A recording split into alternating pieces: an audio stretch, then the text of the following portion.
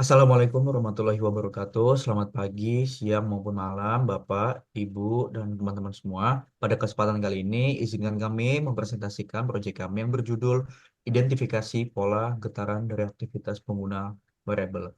Proyek ini dikembangkan oleh tim kami yang beranggotakan saya, Bagas Pujamporo, kemudian ada Muhammad Muktada, dan ada Zaki Farhan. Next.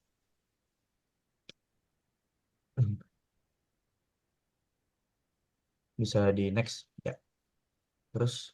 Oke, pertama kita mulai dari latar belakang.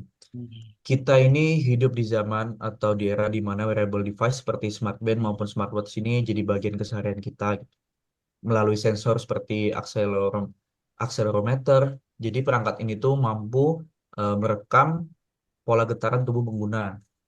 Nah, tujuan kami membuat ini itu kita mau mengenali dan mengidentifikasi aktivitas pengguna seperti sedang berjalan, duduk, hingga berbaring berdasarkan pola getaran tersebut. Nah, dataset yang kita gunakan itu berasal dari 30 pengguna yang melakukan 6 jenis aktivitas menggunakan device smartphone Samsung Galaxy S2. Next. Oke, tujuan proyek kami itu apa? Tujuan proyek kami itu adalah pertama dari segi bayesian method untuk melakukan penskalaan fitur agar performa model itu meningkat. Selanjutnya yang kedua itu adalah faktorisasi LU untuk seleksi fitur dan kemudian mengurangi dimensionalitas dari 561 fitur menjadi 10 fitur utama yang nanti akan kita gunakan. Kemudian yang ketiga itu adalah regresi polinomial. Itu untuk memodelkan hubungan nonlinear antara fitur dengan skor aktivitas. Selanjutnya akan dilanjutkan oleh rekan saya bernama Zaki Farhan. Ya, dengan step solusinya, pertama kita pakai metode scaling dengan bisection. Kemudian kita lanjutkan pakai metode faktorisasi LU. Ini untuk feature selection. Kemudian kita pakai regresi polinomial. Kemudian habis itu kita udah ya, evaluasi, validasi. Pertama kita pakai bisection untuk kita skalain fiturnya. Ini kita digunakan untuk memaksimalkan akurasi klasifikasi. Kita metode bracketing ini untuk menemukan akar fungsi berbasis akurasi. Dan juga untuk cari faktor perskalaan optimal pada interval 0,5 sampai 2,0 untuk regresi logistik. Sehingga fitur berada pada skala yang sebanding.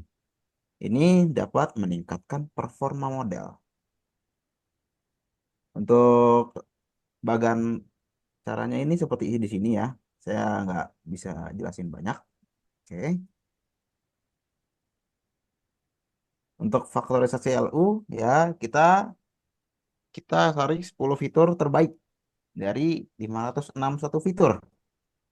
Kita bisa kecilin perangkatnya ya, biar nggak jadi gede banget gitu. Namanya wearable gitu kan. Ini ya LU ya gimana kita menseleksi fiturnya. Ini di sini silahkan baca sendiri saya juga. Oke, kita pakai regresi polinomial. Ini kita untuk ini polinomial derajat 2 ya. Kita memodelkan hubungan nonlinear antara fitur terpilih dan skor aktif divalidasi dengan MSE dan akurasi. Siapa? Nah, dari polinomial tersebut kita dapat memplot antara fitur dan aktivitas yang digunakan pengguna.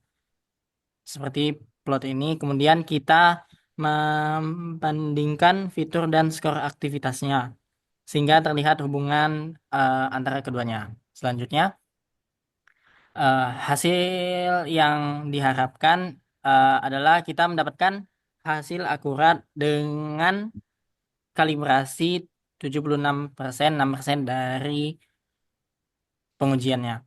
Kemudian hasil yang diharapkan kita mendapatkan keuntungan dari penggunaan metode numeris ini dalam pipeline machine learning sehingga dapat menggunakan eh, akurasi secara meningkat dan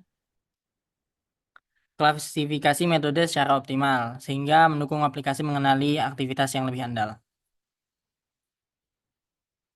Nah, kami juga menggunakan perbandingan dengan metode lain, namun metode bisection ini terkenal lebih sederhana dalam bracketing method dan lebih robust dalam penggunaannya. Kemudian faktorisasi LU dalam pengembangan matriks kami pilih dibanding Gauss-Seidel karena efisiensinya dan keakuratan dari metodenya. Kemudian polinomial kita gunakan dibanding linear karena hubungan yang non-linear antara aktivitas dan fitur. Selanjutnya, eh, kami juga menyimpulkan bahwa metode numerik telah sukses meningkatkan kebagusan dari pipeline machine learning human activity recognition dengan kalibrasi 6% dibanding pengujian dan pengurangan fitur yang 98% mempertahankan performa baik walaupun hanya 10 fitur dari 561. Dapat ditingkatkan lagi dengan mencoba perbanyak fitur seperti tadi 561 dan menggunakan model lain seperti random forest atau k-mean dan lain-lain, serta kita dapat mencoba mengintegrasikan regresi polinomial sebagai fitur sendiri. Sekian dari kami. Kami juga melampirkan Google Colab sebagai bahan lampiran dari proyek ini. Terima kasih. Wassalamualaikum warahmatullahi wabarakatuh.